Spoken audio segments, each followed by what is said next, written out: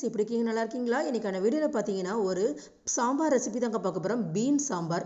பீன்ஸில் பார்த்தீங்கன்னா அதிகப்படியான புரதச்சத்து இருக்குதுங்க, ஃபைபர் சத்து இருக்குதுங்க, எல்லா விதமான சத்துக்களும் இருக்குதுங்க. வாங்க எப்படி செய்யலான்னு பார்க்கலாம். அதுக்கு நான் ஒரு மண் சட்டி எடுத்துருக்கிறேங்க. அதில் நான் ஒரு கப் அளவுக்கு பாசிப்பருப்பு சேர்த்துக்கிறேன். உங்களுக்கு என்ன துவரம்பருப்பு கூட சேர்த்துக்கலாம். துவரம்பருப்பாக இருந்தால் நல்லா ஊற வச்சு சேர்த்துக்குங்க. இதில் நான் ஒரு டீஸ்பூன் அளவுக்கு ஜீரா சேர்த்துக்கிறேன். அதாவது ஜீரகம் உடம்புக்கு ரொம்ப நல்லதுங்க. இதில் நான் 2 தக்காளி சேர்த்துக்கிறேங்க.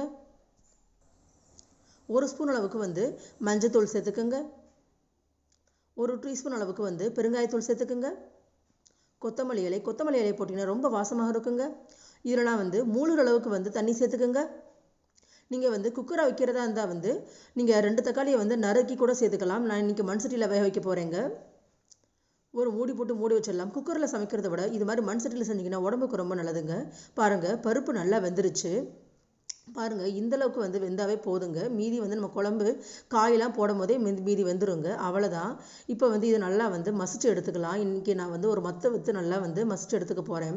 பாருங்கள், இது போல் மத்தை வச்சு மசிக்கும் போது பார்த்து மசிக்கணும். ஏன்னா நம்ம மண்சட்டியில் செஞ்சுருக்கோம். மண்சட்டியில் மசிக்கும் போது பார்த்து சமைக்கணும். இது மாதிரி மண்சட்டியில் இது மாதிரி மத்தை வச்சு கடையும் போது அதோட சத்துக்கள் சுத்தமாக வீணாக போகாது.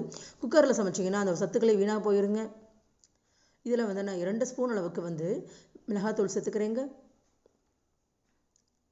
ஒரு 1.5 ஸ்பூன் அளவுக்கு நான் இந்து உப்பு சேர்த்துக்கிறேங்க. இல்லைனா காரத்திற்கு 3 பச்சை மிளகாய் நல்லா நீல வாக்கில் நறுக்கிக்குங்க. இல்லைனா ஒரு 15 சின்ன வெங்காயம் சேர்த்துருக்கிறேன். அதையும் நல்லா நீல வாக்கில் நறுக்கிக்குங்க. இல்லைனா பீன்ஸை இது மாதிரி கொஞ்சம் பெருசாக நறுக்கிக்குங்க. பொரியல் செய்கிற மாதிரி இல்லாமல் குழம்புக்கு சேர்க்கறதுனால நல்லா இது மாதிரி கொஞ்சம் பெருசாகவே நறுக்கிக்குங்க. இப்போ பருப்பு, மிளகாத்தூள், உப்பு எல்லாம் சாந்து வரணும். ஸோ நல்லா இது மாதிரி கலந்து விட்டுக்குங்க.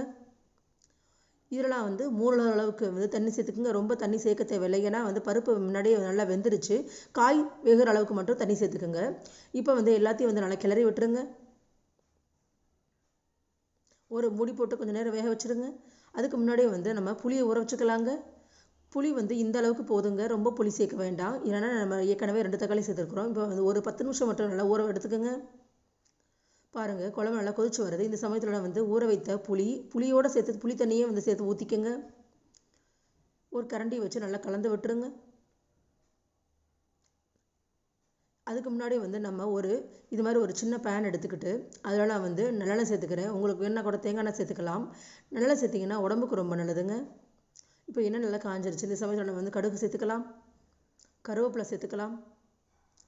ஏற்கனவே பெருங்காயத்தூள் போட்டு தான் கூட இது மாதிரி தாளிக்கும் போது இது மாதிரி பெருங்காயத்தூள் சேர்த்துக்கோங்க. ரொம்ப வாசமாக இருக்கும். லேசாக வறுத்து போட்டுக்கோங்க. இந்த சமயத்தில் ஒரு 5 சின்ன வெங்காயம் கூட நறுக்கி சேர்த்துக்கலாங்க.